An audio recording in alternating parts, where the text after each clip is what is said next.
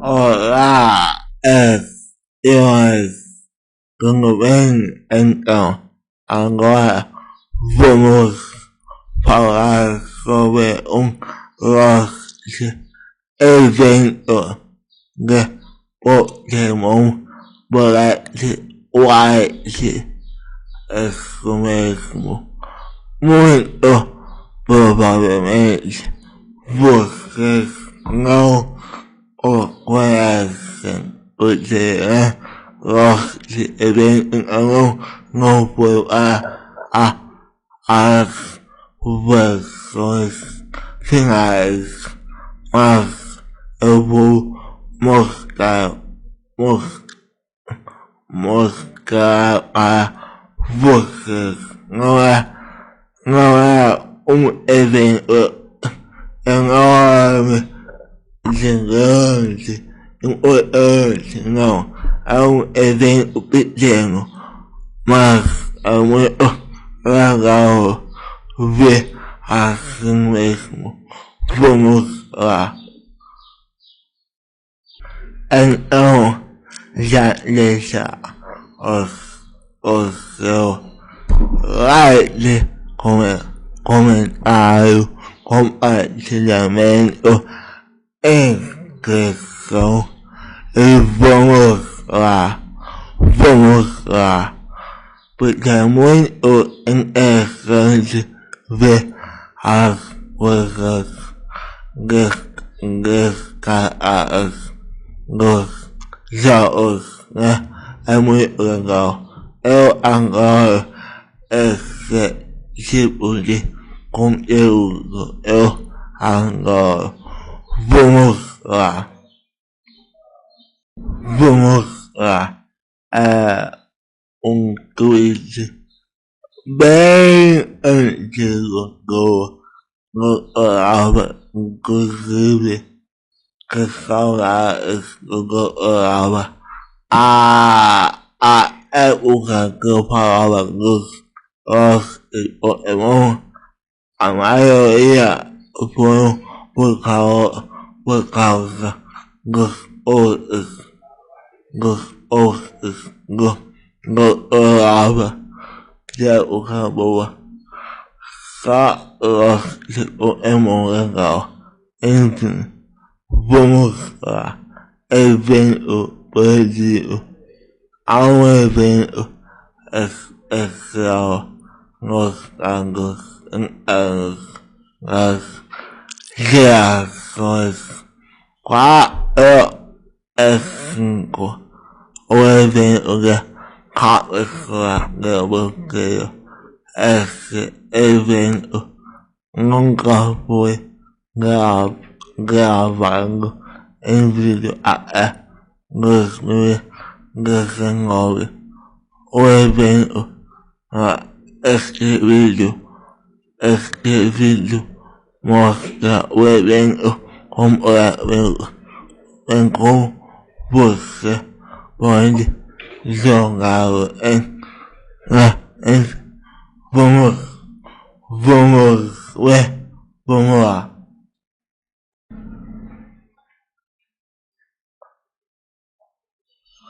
Bom, o vídeo aí, né?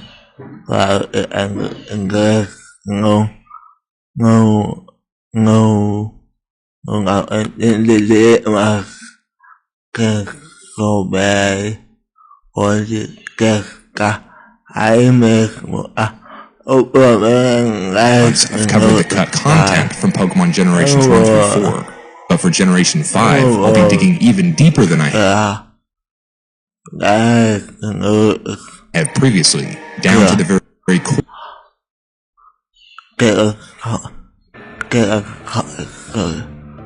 Pokemon Black and White versions contain a total of 94 technical machines, but hiding inside the game's internal data, there's actually a fully functional intergenerational trading sequence that can unlock a secret 95th technical machine. You might have noticed that on the top floor of the Game Freak building in Castelia City, there's a clown named Mr. Locke, who claims that he can open anything, but curiously, never gets it.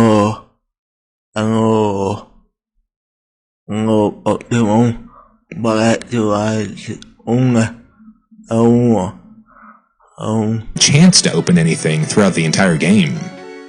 Well, if you go digging around in Heart Gold and Soul Silver's internal data, you'll find an unused sprite for a key item called the lock capsule, as well as a description that tells us that it can only be opened with a special key.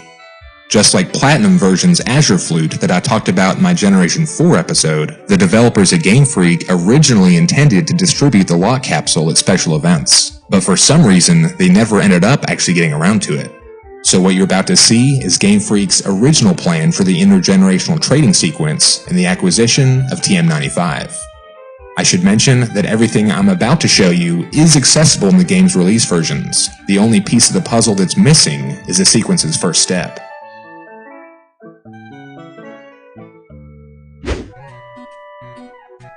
In order to experience the intergenerational trading sequence as it was originally intended, you would have needed 2 Nintendo DS's, a copy of Heart Gold or Soul Silver, and a copy of Black or White version. The sequence's first step would have been a Nintendo special event, where lock capsules would have been distributed to copies of Heart Gold and Soul Silver.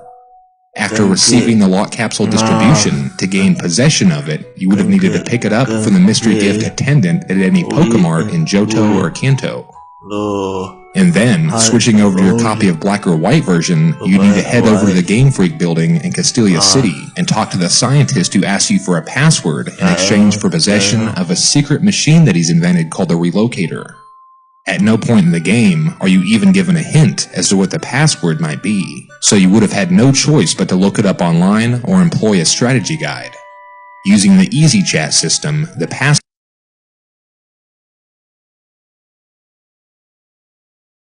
is Everyone Happy Simple Connection. Once he's been given the correct password, the scientist forks over the Relocator, a key action 4 in Generation 5. Next, you'd need to have Heart Gold or Soul Silver on one Nintendo DS and Black or White version on the other DS, with both of them reset to the game's menu screens. Using Generation 4's mystery gift system, in conjunction with Generation 5's Relocator, the lock capsule can be relocated from the Johto region to the Unova region.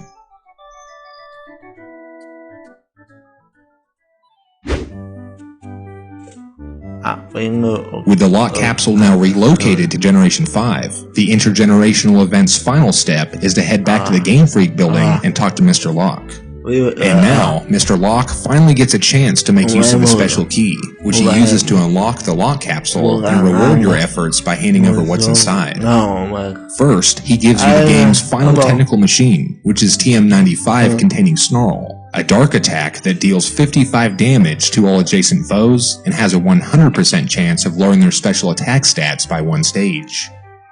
It's worth noting that there's not a single Pokémon in Black and White that can learn Snarl naturally. The only way that you could normally see Snarl is by receiving a special event Zoroark who already has it in his moveset.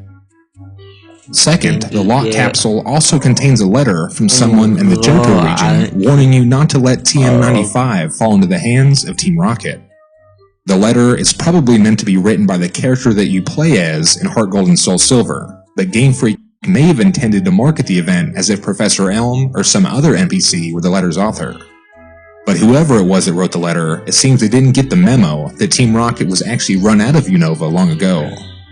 But forget about TM95 and the mysterious letter for a second, because the most fascinating information brought to light during the event is the revelation that Mr. Locke is actually a sad clown.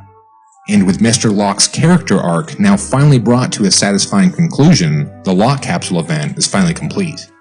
Okay, admittedly, your reward for completing such a complicated event isn't exactly mind-blowing, and that's probably why Game Freak changed their minds and ultimately decided not to distribute the lock capsule. But for fans of Generation 5, the real reward isn't Snarl itself. It's the satisfaction of finally completing your TM collection, and even more importantly, knowing that you're part of a very small, exclusive group of hardcore Pokémon fans who have managed to experience the event and unlock the secret lock capsule.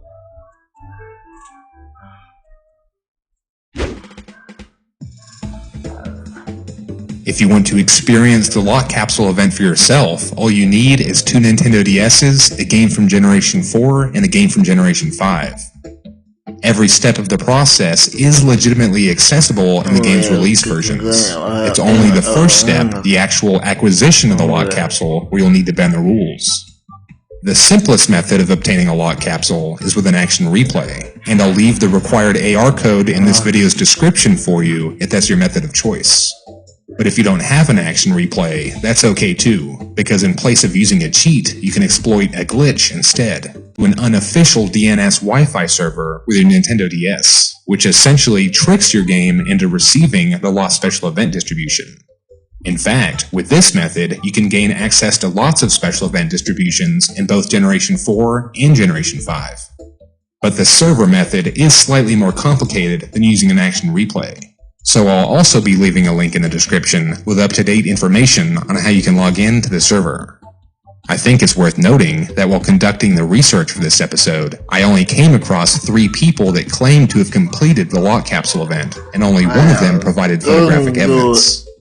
So if I had to put a number on it, I'd estimate that probably less than 100 Pokémon fans have actually gotten a chance to unlock the lock capsule, and that's with Black and White version having sold over 16 million copies. And in my opinion, the fact that so few Pokémon fans have experienced the event, and that most aren't even aware of its existence, is what makes the lock capsule such an interesting missing piece of Pokémon history.